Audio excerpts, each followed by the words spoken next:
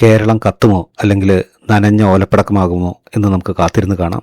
അങ്ങനെ Big Boss Malayalam season 8 start ചെയ്യുന്നു. അഗ്നിപരീക്ഷ തുടങ്ങാനായിട്ട് ഇനി ഏതാനും ദിവസങ്ങൾ കൂടിയുള്ളൂ. ആഗസ്റ്റ് 15-നാണ് അഗ്നിപരീക്ഷ സ്റ്റാർട്ട് ചെയ്യുന്നത്. കൃത്യം പറഞ്ഞ അടുത്ത ശനിയാഴ്ച. വിവിധ പ്രൊമോസ് വരുന്നുണ്ട്. കണ്ടസ്റ്റൻസ് കുറച്ചുപേര് മുഖമൊക്കെ മറച്ചു വന്നിട്ട് പറയുന്നുണ്ട് പലതും. വാതിൽ ചവിട്ടിപ്പൊളിച്ചകത്ത് കയറും എന്നൊക്കെ പറയുന്നുണ്ട്. ജഡ്ജസ് 3 പേര് മാറി മാറി വന്ന് പലതും പറയുന്നുണ്ട്. അതിൽ റിയാസ് പറയുന്നുണ്ട്, നിങ്ങളിത് വെറും ഒരു ഷോ ആയിട്ടാണോ കാണുന്നത്. രഞ്ജിനി ഹരിദാസ് പറയുന്നുണ്ട്, ഇതിൽ ജനങ്ങൾ ശബ്ദമുയർത്തും.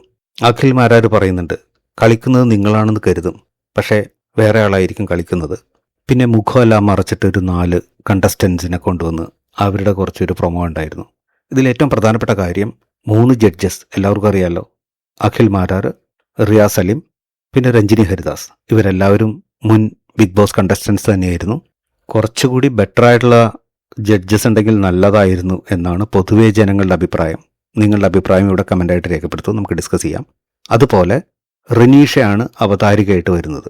ഇതിനിടയിൽ കേരളം കത്തിക്കും എന്നൊക്കെ പറഞ്ഞിട്ടുള്ള വേറെ പ്രൊമോ എല്ലാം വരുന്നുണ്ട്. പക്ഷേ ഇത് ഇത്രക്ക് അങ്ങോട്ട് ഒരു ഇമ്പാക്റ്റ് ഉണ്ടാക്കാൻ സാധിച്ചോ എന്ന് ചോദിച്ചു കഴിഞ്ഞാൽ കാര്യമായിട്ടില്ല എന്ന് തന്നെയാണ് എൻ്റെ അഭിപ്രായം. ഇനി എല്ലാ ദിവസവും പ്രൊമോ ഉണ്ടാകും, 2-3 വെച്ച്.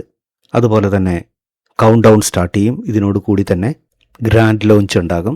കുറച്ചുകൂടി നേരത്തെ ഫാൻസ് ഗ്രൂപ്പ് എല്ലാം ആക്റ്റീവാക്കി നിർത്താം എന്നതൊഴിച്ച് കാര്യമായിട്ടുള്ള ഒരു പഞ്ചൊന്നും, ഒരു ഇൻട്രോയ്ക്കുള്ള ഒരു പവറൊന്നും കിട്ടുന്നില്ല.